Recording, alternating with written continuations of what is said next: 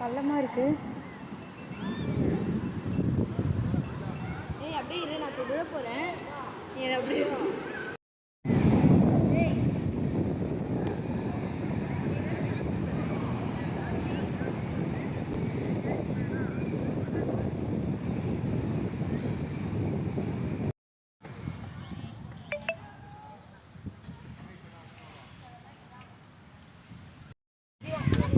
Phone அடிக்காத போயிட்டேன்.